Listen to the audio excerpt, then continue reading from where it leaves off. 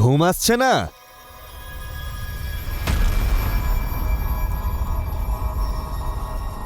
হয় এরকম, যখন আগামী দিন কোনো অনেক বড় বা কঠিন কাজকে পরিণাম দিতে হয়, তখন রাত ব্যক্তিকে অস্থির করে তোলে। তোমার অস্থিরতা স্বাভাবিক আরেডিয়াস, কারণ আগামীকালের যুদ্ধ তোমার জন্য খুবই মুশকিল আর অনেক বড় হতে চলেছে।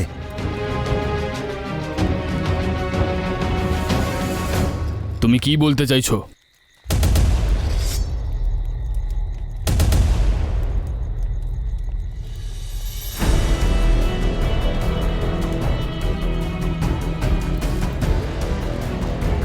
এটাই যে আমার পথের মাঝখানে আসার চেষ্টা করুন আরেডিয়াস, কারণ আলেকজান্ডার তার পথের কাঁটা হয়ে দাঁড়ানো সবকিছুকে চিরতরে ধূলিসাৎ করে দেয়। আমি ধূলিসাৎ হওয়ার জন্য জন্মাইনি আলেকজান্ডার। তুমি যাদের সরিয়ে এত দূর এসেছো তারা অ্যারেডিয়াস ছিল না। যদি দিনের শুরুটা ভালো করতে চাও তাহলে রাতে নিশ্চিন্তে ঘুমোতে হয়।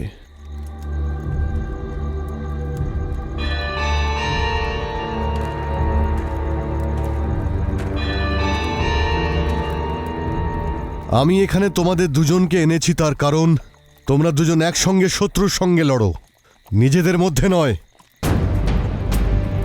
তোমাদের দুজনের কোনো দায়িত্ব জ্ঞানহীনতার আচরণ আমার জীবনে যে কোনো ধরনের বিপদ ডেকে আনতে পারে। জীবন অনেক মূল্যবান, আর একজন শাহের জীবন অনেক বেশি মূল্যবান। কাল যুদ্ধে লড়তে হবে, তাই আজ নিশ্চিন্তে ঘুমানো প্রয়োজন।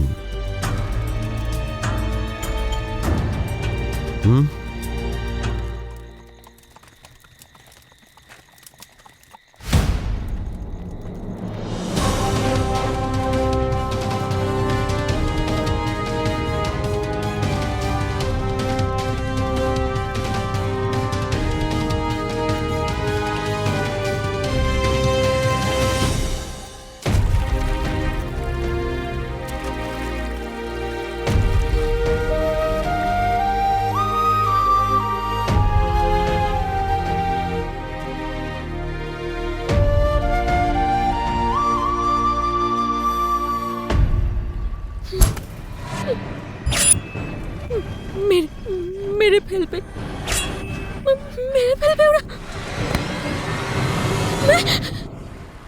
মেরে ফেলবে আমার সন্তান। আমি আমার সন্তানকে যেতে দেব না, আমার সন্তানকে যেতে দেব না আমি। ওরা আমার সন্তানকে নিয়ে গিয়ে মেরে ফেলবে। মা, কি হয়েছে? মেরে ফেলবে আমার সন্তানকে। তুমি শান্ত হও। ওরা আমার সন্তানকে নিয়ে চলে যাবে। কে মা? ওই ও নিয়ে চলে যাবে। কে ও? একটু মনে করার চেষ্টা করো, কে ও?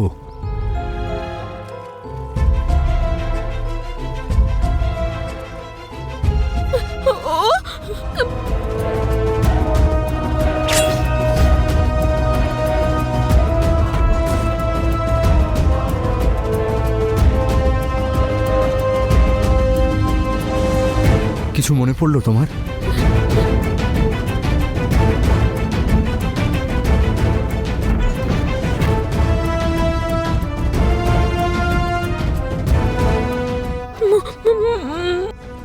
মনে পড়ছে না, আমার কিচ্ছু মনে নেই। তোমার সবকিছু মনে পড়ে যাবে। তুমি আমার সাথে সুরক্ষিত আছো মা, তোমার সব মনে পড়ে যাবে।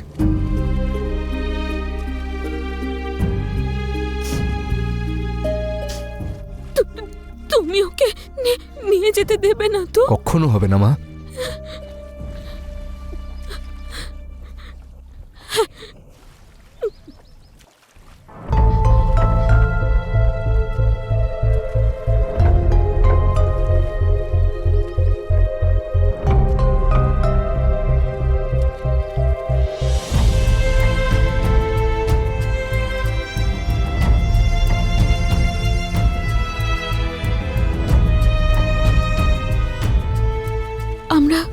কোথায় যাচ্ছি? আমার বাড়িতে, আমার এলাকায়। তুমি আমার সঙ্গে আসতে চেয়েছিলে না?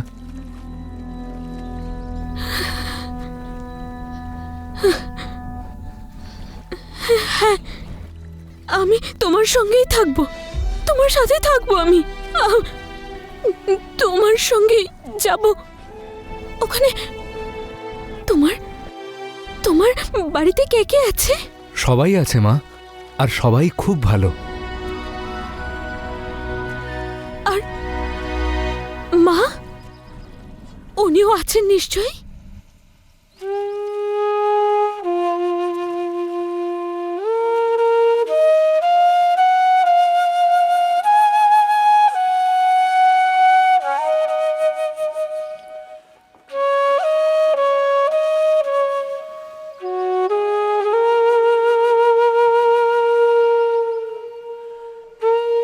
আর আর তোমার বাবা, উনিও নিশ্চয়ই তোমার মতো। কে গো তোমার বাবা?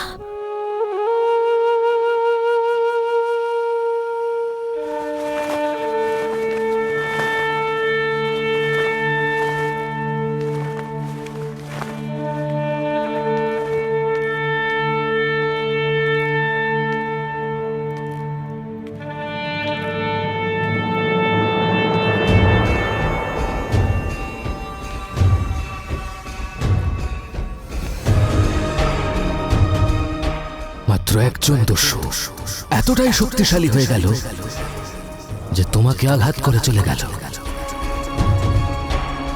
দেখা করতে চেয়েছিলেন আপনি। যাওয়ার আগে একবার আপনার আশীর্বাদ নিতে চাই। আমার প্রস্তুতি কেবল আপনাকেই নয়, এখানে উপস্থিত সকলকেই চমকে দেবে।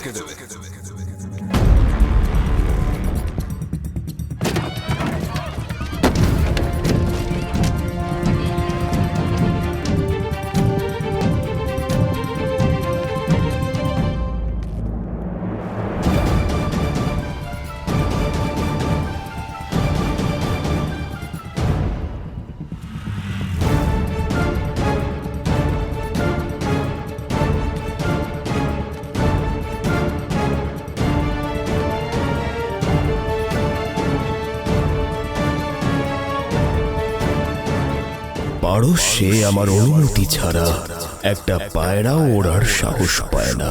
যদি এটা পারস্য হতো তাহলে আমার অতিথিদের সাথে এরকম দুর্ব্যবহার করার সাহস কারোর হতো না।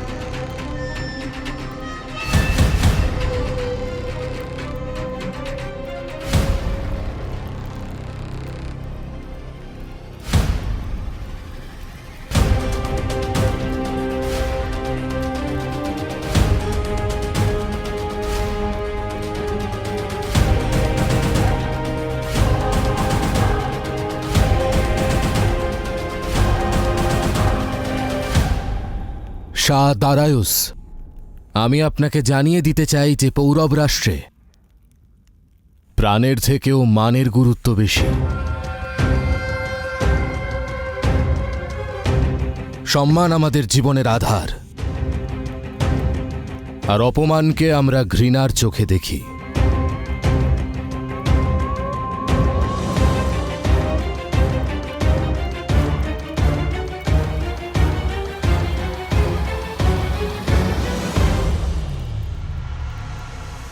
রাজ্যের সবথেকে বড় পদ রাজার হয়। তার মুখ থেকে বেরোনো প্রতিটি শব্দকে আদেশ হিসেবে গণ্য করা হয়।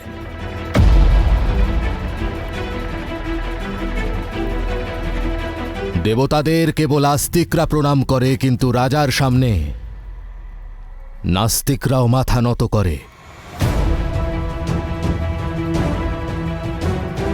জানেন কেন? কারণ রাজা তার রাজ্যে হওয়া প্রতিটি কার্যের জন্য সবথেকে বেশি দায়ী থাকে।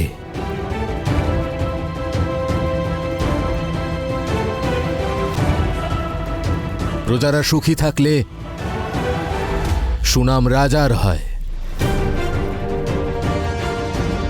সেনারা যুদ্ধ জিতলেও কৃতিত্ব রাজাই পায়। রাজ্যের বৈভব বাড়লে জয় জয়কারও রাজারই হয়। যদি উপবনে ফুটে থাকা ফুলের সুগন্ধ নেওয়ার অধিকার কেবল মালির থাকে, তাহলে সেই ফুলের কাঁটার আঘাত তো তাকেই সহ্য করতে হবে।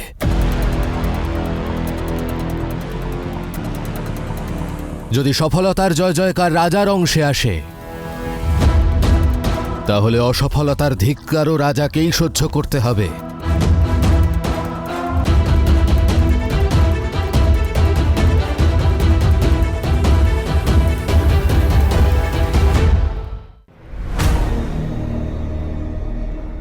রাজার কর্তব্য হল দোষীকে শাস্তি দেওয়া, আর আমাদের রাজোৎসবে আমাদেরই অতিথির অপমান হওয়া আমার দোষ,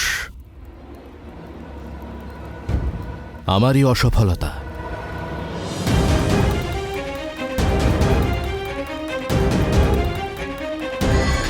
আর তার শাস্তি আমার পাওয়া উচিত।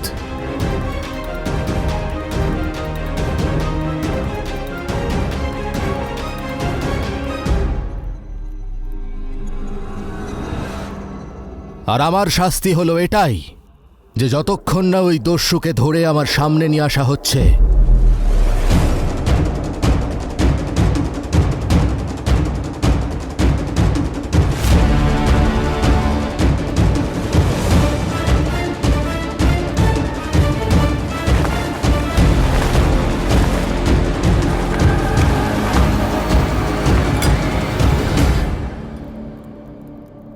আমি এই সিংহাসনে বসবো না।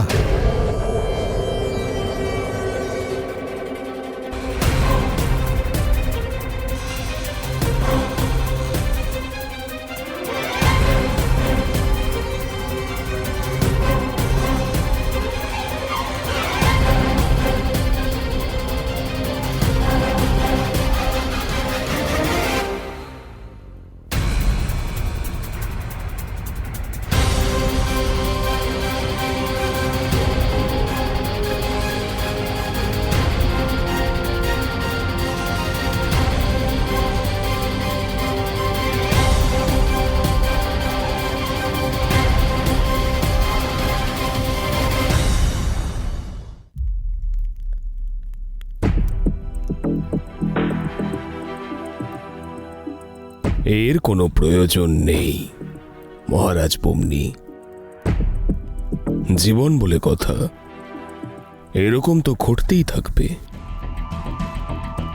কোনো না কোনো রাস্তা ঠিক বের করে নেব।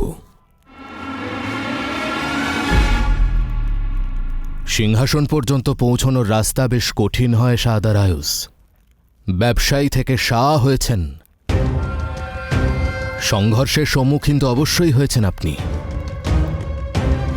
সিংহাসনের অর্থ হল সিংহের আসন, আর সিংহের মুখে যদি কোনো শৃগাল এসে চড় মেরে যায়, তাহলে রাজা হওয়ার কোনো অধিকারই নেই। যে দৃষ্টি দিয়ে আপনি দেখছেন সেটা শুধুমাত্র একটা বসার স্থান হতে পারে, কিন্তু আমি যে দৃষ্টি দিয়ে দেখছি এটা পৌরব রাষ্ট্রের সম্মান।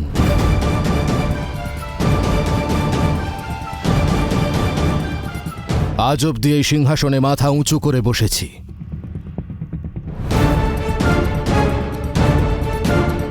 অপমানে মাথা নত করে এখানে বসতে পারবো না।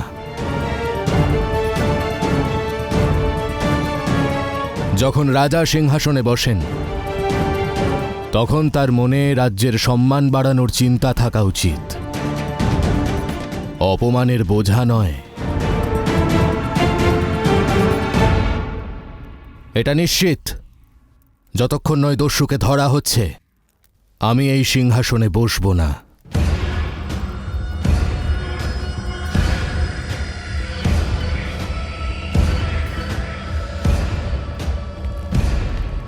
মহারাজ, ওই দস্যুরা শীঘ্রই ধরা পড়বে।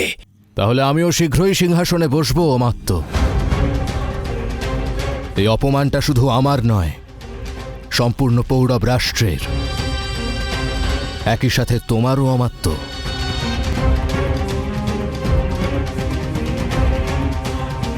হ্যাঁ, আমি জানি না ওই দস্যুর বাসস্থান কোথায়, কিন্তু আমি এটুকু অবশ্যই জানি যে পৌরব রাষ্ট্রের কোনো এক মহিলার ওর সাথে কোনো সম্বন্ধ আছে।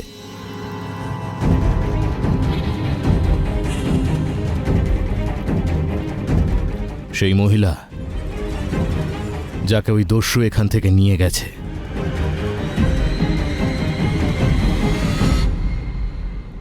ওই মহিলার পরিচয় প্রাপ্ত হয়েছে।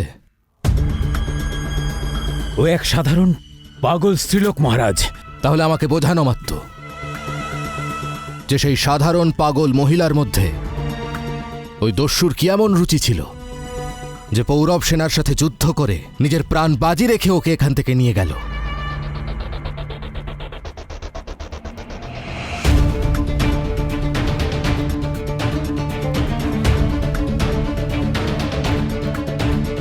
আমি বিশ্বাস করি যে যখন এই সম্পর্কের রহস্য খুলবে তখন ওই দস্যুরাও আমার সামনে চলে আসবে। খোঁজ করো কে সেই মহিলা, আর ওই দস্যু পুরুর সঙ্গে, পৌরব রাষ্ট্রের সঙ্গে তার কি সম্পর্ক আছে।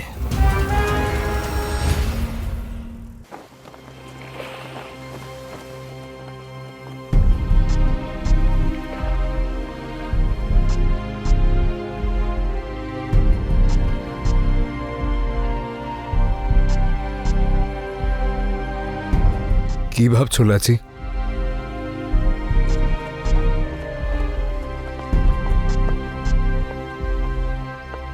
ভাবা তো তোমারও উচিত পুরু।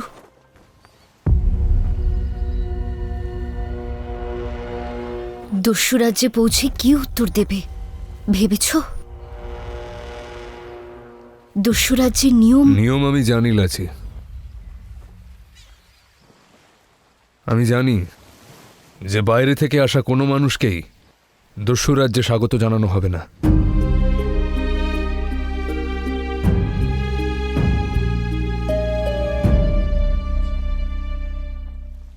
পৌরব রাজ্যের ব্যাপারে এমন অনেক কথা আছে যেগুলো জানা তোমার জন্য খুব গুরুত্বপূর্ণ।